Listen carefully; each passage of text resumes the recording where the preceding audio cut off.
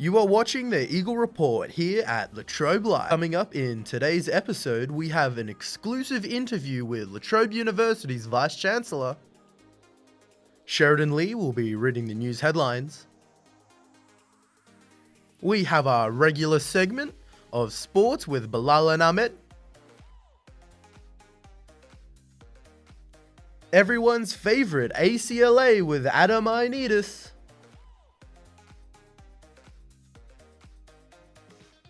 Liam Connors dives deep into the world of hot jams at La Trobe University.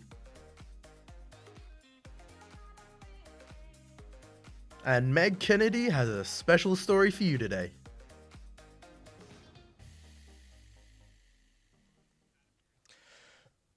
Good afternoon, ladies and gentlemen. Welcome to the Eagle Report. The time is 12:01 p.m. and we're broadcasting live on upstart.net.au and the Upstart Magazine Facebook. My name is Adam Ioannidis and I'm completed today by my co-host, Meg Kennedy. Hello. Oh, you shouldn't have.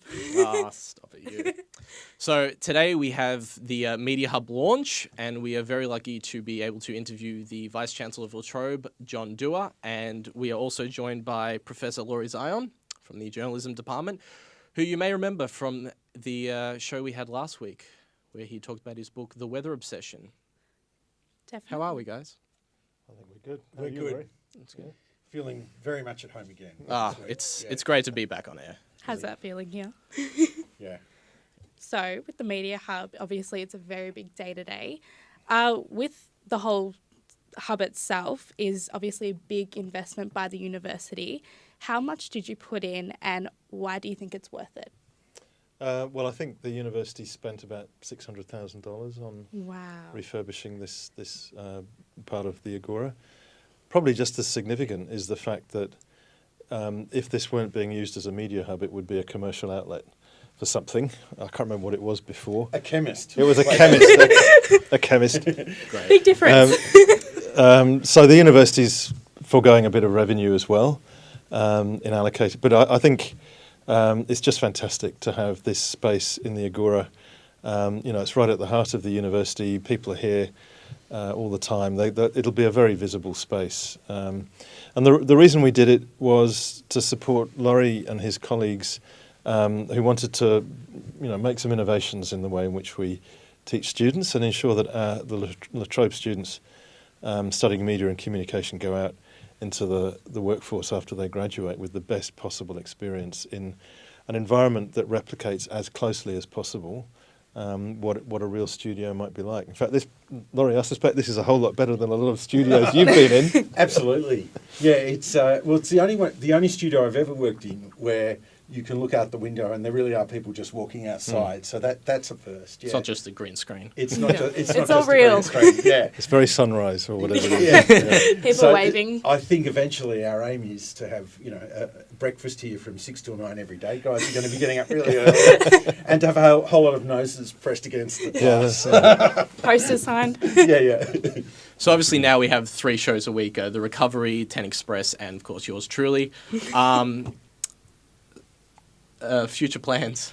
Future plans? Well, I guess the original kind of vision of what we were going to do was that this would be broadcasting every day, certainly in kind of key time slots when people are coming into uni or at lunchtime as well. So this is really just the start now, and what I'm imagining we'll be able to do is ramp up with shows from students from communication and media and other departments as well, such as creative arts. But I also think that this is potentially a terrific resource across the whole university. I've actually got a new gig at the moment, running the research focus area, Transforming Human Society. So we develop research projects and we want to have a weekly podcast that's associated with all of our researchers. And so getting researchers and other people in the university used to the idea of being in front of a microphone, but also being able to explain what they're doing and to develop a set of podcasts that we can then put up on iTunes U so that the work that we're doing can engage the public right from the ground up. Definitely. And you already mentioned that you are setting up that podcast. Have any other outside sources, whether it be commercial or within the university, had an interest in actually using the space as well? Well, we've certainly, I fielded quite a few questions when the facility was being built, we decided to put all of that discussion on hold until actually after today when we're up and running. And I think the thing is now we can actually show as well as tell. We can bring people here and show them what we're doing. But I know from talks I've had with John and with other people across different areas of the university that, we'd like to throw it right open and say to archaeologists, come and do a weekly podcast, to the great projects being done by a lot of our staff in science and allied health as well. So I think now that we've got this here, it's the real beginning, if you like, of actually looking for business across the university to engage people in the university, and hopefully down the track outside. We're in a part of Melbourne where a lot of the media needs of northern Melbourne. There's a question in my mind about whether they're being met. When you look at the community papers that come out every week, they're getting smaller and smaller, and La Trobe being where it is in the middle of the fastest growing part of the metropolitan area of Melbourne, I think it's time for us to do an inventory of, are there groups out there that might actually be able to, John, I don't know if this is something that, you'd like us to pursue, but I would really like to see us actually engaging with the broader community to see if we can help capacity build groups who are interested in using this facility for their own media needs. I think that's a great idea. That'd be good. Well, I know I had a podcast in the old studio, the pop culture one, so excited to get that up and running in the new studio finally. But La Trobe used to have a radio station, Sub FM, which closed after a decade in 2006. I believe it was. So, it closed the week I started here. Wow. So, don't feel any responsibility there, Larry. No. Well, I just was like a slightly bad cloud of karma, it seemed, following me around. That, it was a bit of a strange thing. I mean, there was a story, I think, in The Age about it closing down, and I never really kind of understood why it couldn't have been saved. And so I think that's been part of, a lot of my push for us to get a facility like this was that, well, we used to have something. And, I taught for a while at Monash and actually did my PhD out there. We had a student station. And so it did feel 10 years ago like a bit of a gap that we suddenly didn't have a radio station here. What's so great about today is we've got something that does all the things a radio station does, but of course a whole lot more. We're broadcasting in a format that looks a lot like TV, but it's all online, it's digital, and the potential a facility like this has will more than make up for our dark decade when we didn't have anything that could broadcast out to the broader community or even just the campus. Definitely. Time of the future. And I know, obviously, this has all just started. So do you see the Media Hub as an endpoint and kind of where we're at journalism, or do you see it being extended in the future, use it in kind of different ways than it is now? Is that something that will happen? I hope so. Yeah. This has been built primarily as a student learning facility primarily, but given, as Lawrie said, how much equipment there is in here, it clearly has potential to do a lot more than that. I think the podcasting has become a real thing, as everyone I'm sure has noticed. And actually at La Trobe we've developed quite a lot of expertise in that area already. We had for a while one of the most popular iTunes U podcasts in the world. Wow. We ranked top for a while, and then certainly in the top 5 for a while. And that was the Emperors of Rome podcast that Rhiannon Evans and Matt Smith have been doing for quite some time now, about 4 or 5 years. Incredibly popular and very effective in not just getting information out about a topic that a lot of people are clearly interested in, but also getting the La Trobe name out there and the expertise that we have here. Is that a podcast that's still running at the moment? Yes, it's still going. Okay. There's another one called called Asia Rising, which is run by La Trobe Asia, and again, just very high quality and great publicity for the university, but also incredibly informative. If you want to know what's going on in North Korea, for example, just download the latest podcast they've done on that topic, and you'll hear Nick Bisley and Ben Habib talk very knowledgeably about what the issues are there. So there's already a big interest and expertise here, but I think if we can bring all of that together, make this facility available, as Lawrie said, not just to the broader university community, but to outside groups. And I think the idea of engaging with the community in Melbourne's north is fantastic. This is an area that is probably not as well served through what you might call culture generally, and media in particular, as well as some other parts of Melbourne. And why shouldn't La Trobe, really try and turn that around? Exactly. Definitely. I completely agree. I think too. There's, that's partly about engaging with the community. I think that, and I'm interested in what you guys think. That the more that our students are actually part of that process as well, working with community groups, producing material for them, then I think that also provides, another. Yet another step in our onward march for work integrated learning, and I guess that when I started here 11 years ago, we just never were able to do anything on campus, anything that involved media production, even getting an article published online. Students would have to go and do their internship somewhere else. What I guess when you ask is the end point, I was thinking, I hope not. I hope we're going to create something where so much of the student experience can be not just learning how to do things and then going out to do internships, but actually bringing the internships onto campus and liaising with groups all over the place. So that's where I'd like to see it go, because I think that, the oldest journalism school in the world, it's a place I've spent some time at, the Missouri School of Journalism. When I went and visited there for the first time a few years ago, I was really struck by the fact that they set up the journalism school in the middle of a small town in Missouri and launched simultaneously the local daily newspaper, which of course the students worked at, and then more recently bought a TV station that's an affiliate of the NBC network. So all these, the paper and the TV station are all run by students from the school. So I'm thinking, that I brought that back and certainly nagged various deans and former vice-chancellors about the fact that if we don't start somewhere here, we're going to get left so far behind. So one of the things that's so satisfying about today is I can see now, we've got something that's even better, I think, than a lot of the other media facilities you can see on a lot of campuses. But it is, to me, really important that this evolves into something that will make this the place people really want to come and do their media degrees. And that will also, I hope, earn its keep as, if not, totally in a financial sense, will certainly be something that bonds us more with the university community, the broader community. Oh, definitely. Anything to get the practical experience Yeah. to the students is a win-win. Now, I'm going to do something that Lawrie told me to never do in my first year. I'm going to ask a double-barreled question. Okay. This is directed at you, John. Something I've always wanted to know is, so you're the Vice-Chancellor at Trobe University. Is there a Chancellor? And if so, what do they do? And does La Trobe have one? Yes. So the answer to your first question is yes, there is a Chancellor. His name is Richard Larkins. Okay.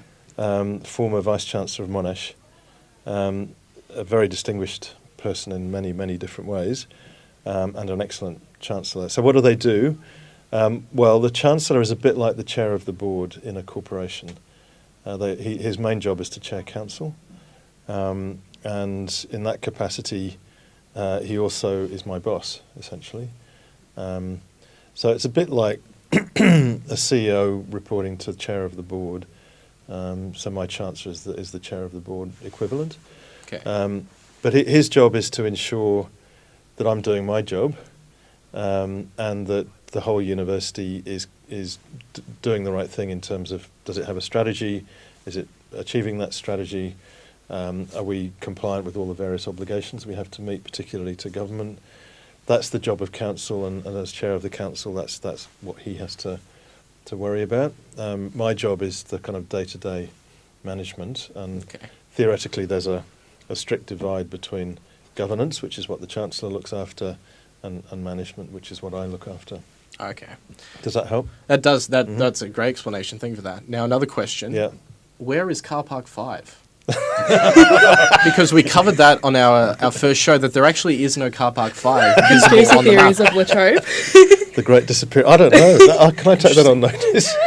You can. I'll write down my email. Get back to me on that one, because that's. Is that right? That's We don't have a car park 5. Where did it go? Or did we have a car park 5 and it's just someone disappeared? put Could that someone be the stole it. next great infrastructure project at the university? Latrobe University is proud Next to big present investment. Car Park 5. Now, I want to change it around to something a bit more serious. And I understand that you have spoken about this publicly. And obviously, in recent news, it's been revealed that in a nationwide survey, Latrobe has had the highest number of sexual harassment and assault cases of any Victorian university. How did you feel when the results were published? Well, obviously very concerned. But if I can just clarify, it's true that we were the highest with the reported numbers of sexual harassment incidents, not for sexual assault. Yep. No incident of this kind is to be tolerated or welcomed, of course. But we were, it didn't look good on the sexual harassment side. One thing that if you dig into the data a bit more, what it shows is that public transport to and from campus is a particular hotspot. And obviously that's something that we will do what we can to address, but we need to work with government as well. So I've written to Jacinta Allen, the Minister for Transport, to say that we're very concerned about this and we're keen to do what we can with government to address incidents of sexual harassment on public transport, because obviously our students are quite reliant on public transport, and we've done a lot to try and improve it, with the shuttle bus and so on, but we don't want to discourage people from using it because of there's the possibility that they might have a bad experience. So I think it's really important that we address that. But look, the survey findings were really useful. One of the most important things they told us, for example, was that most students don't really know where they can go for help if they experience something like this. And those very small number of students who did said they didn't find the help very useful. So we know that we've got a big job to do to improve the visibility of the support, and there's a lot of support available actually, but it's probably a bit scattered. And that when students do need help, that they get effective help and advice. So that's why we've launched a new service called Speak Up, and I hope that you've noticed the publicity around campus Definitely, about that. yep. That's designed to be a one-stop shop, so people who are concerned either for themselves or on behalf of others can ring the number or go and see them and say, look, I need help, or my friend needs help. And then their job is to make sure that the right level of help of the right sort is available quickly. So we're doing a lot to address this, and we've committed, along with every other university in the country, to redoing this survey again, probably in about 3 or 4 years' time, so that we can see whether all of the initiatives that we're putting in place will make a difference. But I think there's a continuum here of from what people might think of as trivial acts of sexism or harassment through to the very serious cases of assault.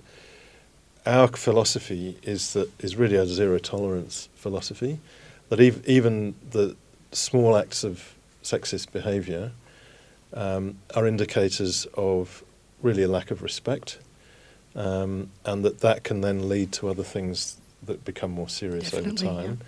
So what we're trying to do is to promote a culture of respect, not just around gender, but around a whole range of differences that people have on campus, whether it's sexuality.